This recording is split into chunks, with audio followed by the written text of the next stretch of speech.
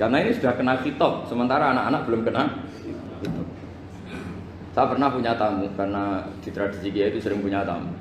Bapak ibunya itu kultus sama Kiai, bentak anaknya disuruh salim sama saya. Anak kecil kan nggak mau jalan-jalan terus, marah. Tak marah orang tuanya tak marahin, yang dosa itu kamu bentak anak-anak. Kalau anak kecil itu kena diskon rufi al-qalamu an salasin. Di antara aturan Islam apa? Tidak ada keharusan bagi 3 orang. 1 anak kecil sampai balik, 2 orang tidur sampai bangun, 3 orang gila. Artinya anak kamu itu tidak kena khitab untuk sopan sama saya. Kamu yang kena khitab baru sopan sama anak-anak kata mereka. Nah ini ada Jawa itu kadang keliru. Jadi orang tua itu marah-marah memaksakan anaknya sopan. Padahal Allah memberi diskon anak kecil itu belum wajib sopan. Gak apa-apa ada tamu naik-naik gitu. Asal masih anak kecil. Makanya Rasulullah ketika beliau sholat sujud itu Hasan Husain itu naik. Cara Jawa Nabi itu 3 tumpahan. Semua riwayat mengatakan Nabi itu diam saja, gak berani ngangkat. Sampai sahabat itu ada yang melongok, ini Nabi sujud lama sekali ada apa. Jadi kita punya riwayat itu ya baru kayak sahabat yang agak nakal. Semuanya itu sujud, tapi bareng di atas rata-rata ada sahabat yang belakang melongok. Ada apa tuh ini sujudnya kok lama. Barokahnya itu ditemukan riwayat, oh ono putune tuh. Karena Hasan itu naik di atas punggungnya apa? Nabi. Itu andikan tidak ada yang melongok, riwayat ini tidak ditemukan. Barokahnya ada yang melongok itu mungkin kalau sekarang mungkin semua masjid melongok karena orang sekarang jarang yang khusyuk. Kalau dulu hanya 1 yang di belakang.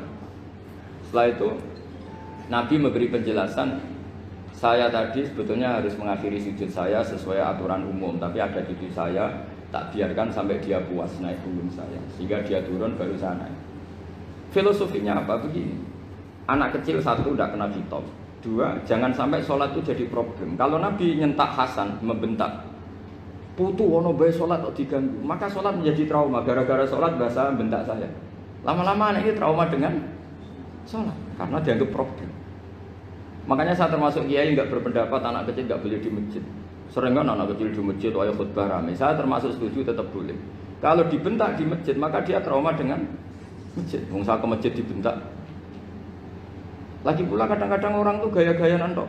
Wah, rame orang khutbah ngerameni. Padahal kalau nggak dirameni anak-anak malah dia tidur. Kita kan nggak bisa menjamin kalau perilaku kita lebih baik gitu. Mendingan kan anak-anak main di masjid dibanding di karaoke kan. Jadi kan, lah ini masalahnya saya, ini fikih ya. Fikih itu wilayahnya, makanya jadi ahli fikih itu susah-susah gampang. Jangan hanya berpikir protes dengan ketentuan fikih, mengkaji yang sebanyak-banyaknya. Itu tadi, misalnya Anda seorang supir permanen, supir bis terutama. Kalau truk kan bisa leha-leha, kalau bis kan apa ada deadline-nya ya waktu. Seperti bis jurusan Surabaya Semarang, saya kan sering naik bis jurusan Surabaya Semarang. Kadang-kadang supirnya melihat saya tanya, Gus saya ini supir, saya ini Ramadan itu gimana ya? Ya saya sudah ngerti setengah nakal, dan senengnya dijawab rasa poso ya saya tahu ya. Tapi masalahnya secara fikih kalau kamu mengharapkan kamu harus puasa terus, kamu melanggar konstitusi ilmu. Memang musafir punya diskon, boleh tidak puasa. Pertanyaannya bayarnya kapan? Nung Syawal ya nyupir lagi, Dzulqa'dah nyupir lagi, nanti sampai Ramadan ya. Nah terus ya pas kamu cuti, biasanya cutinya pas sakit, boleh diskon lagi karena sakit. Coba. Nggak, andai kan Anda jadi ahli fikih milih zaman. Lo kalau orangnya soleh terus kayak ustadz-ustadz di sini kayak dosen UI kan, masa dosen UI Universitas Islam nggak Islami kan nggak mungkin. Mungkin memilih poso kan. Masalahnya ini kan hukum untuk orang kebanyakan, nggak boleh hukum mosok gak kuat. Sahur jam 3:30 ngombe vitamin pokoknya harus kuat. Itu udah hukum, itu saran. Hukum itu beda dengan saran. Hukum itu hanya berpijak musafir itu boleh iftar. Kalau saran memang boleh, ya usahakan kamu makan 3:30 pas fit nyupir. Terus kalau nyupir selesai jam 10 nanti istirahat. Memangnya majikan bisa ngatur jamnya? Itu fikih. Maka menjadi perdebatan yang namanya pergi itu apa? Menurut Imam Syafi'i pergi itu ya dari rumahnya ke tempat yang asing yang tidak wilayahnya namanya pergi. Menurut Imam Ahmad bin Hanbal enggak. Pergi itu tidak kerja. Jadi orang yang supir yang seperti itu namanya tidak pergi tapi kerja. tanyakan ke publik, misalnya jenengan ke UI, istri kamu atau suami kamu ditanya, istri kamu kemana? Kira-kira jawabnya bilang pergi jalan-jalan apa bilang kerja? Kerja. Makanya kata Imam Ahmad bin Hanbal, mudi musafar atau orang yang berprofesi, yang profesinya memang harus pergi, kayak traveling atau supir, maka itu namanya tidak pergi, namanya itu kerja.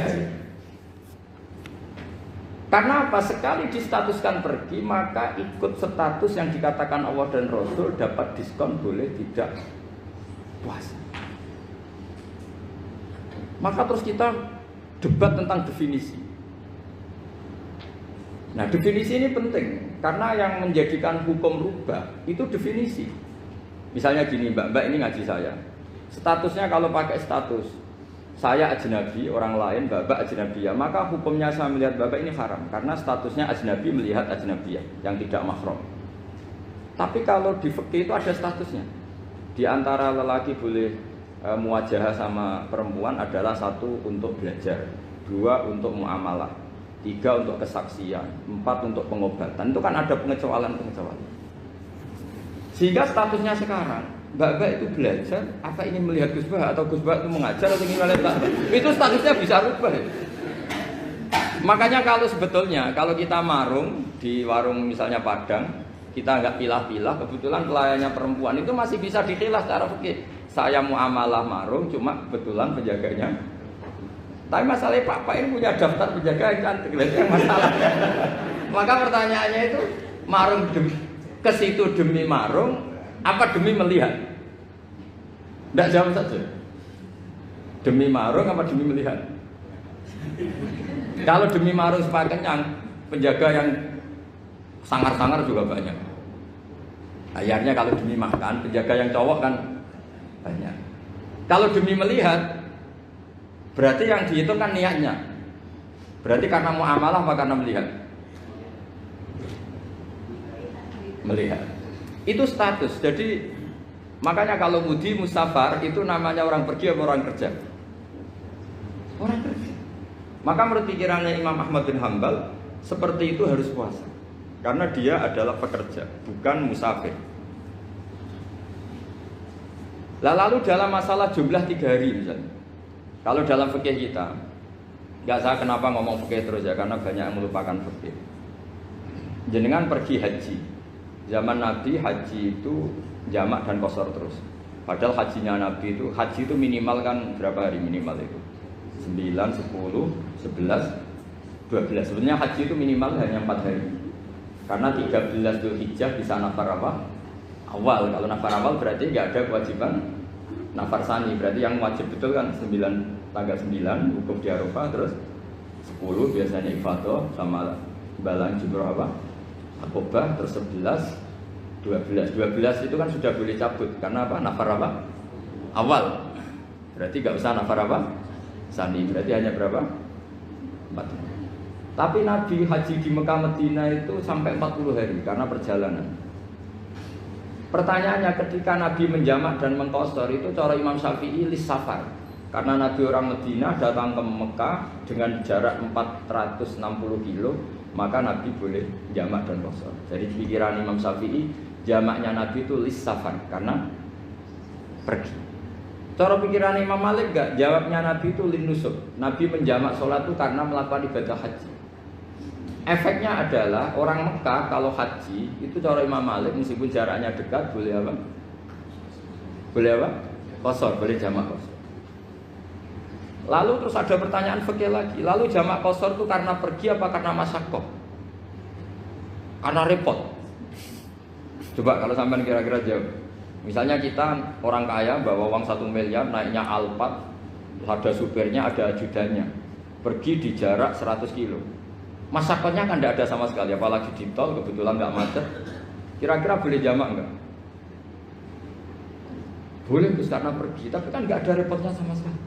Dibanding misalnya yang ngebis bawa beras 1 pintal gitu kan, udah gitu suruhan orang lagi kan pusing. Maka fikih ini untuk memberi hukum itu kalau fikih itu menstatuskan dulu. Ini orang boleh jamak itu karena masyaqqah apa karena safar. Lalu kalau setelah karena safar itu karena jaraknya apa tingkat masyakotnya?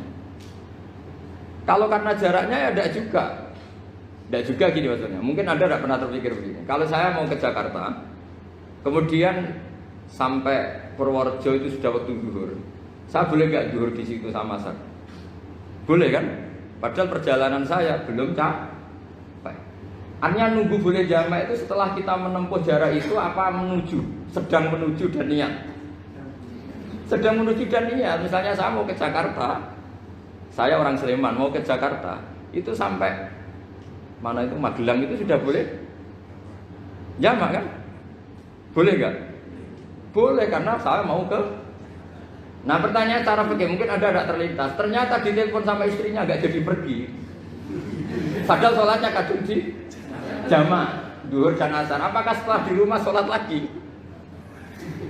Tapi nggak pernah mikir gitu. Karena tidak nekuni fikih. Jadi orang fikih itu sudah pusing, makanya jangan diprotes terus. Kita ini sudah pusing, tapi orang itu enak aja protes terus. Tidak menurut jenengan nanti wajib sholat lagi enggak? Dia bolehnya jamak kan berdasar berstatus musafir. Ternyata setelah Magelang ditelepon istrinya enggak jadi. Dia kadung sholat duhur dan asar. Setelah pulang masih jam 1. Terus ada asar, wah bukan sholat. Kalau ada sholat lagi apa ada? Jangan saran. Kalau saran, wah sebaiknya sholat lagi. Itu tidak hukum, itu saran itu namanya. Saran dengan hukum beda. Sholat lagi pada. Loh, ketika ada jaga itu berdasar malas atau berdasar hukum? Apa?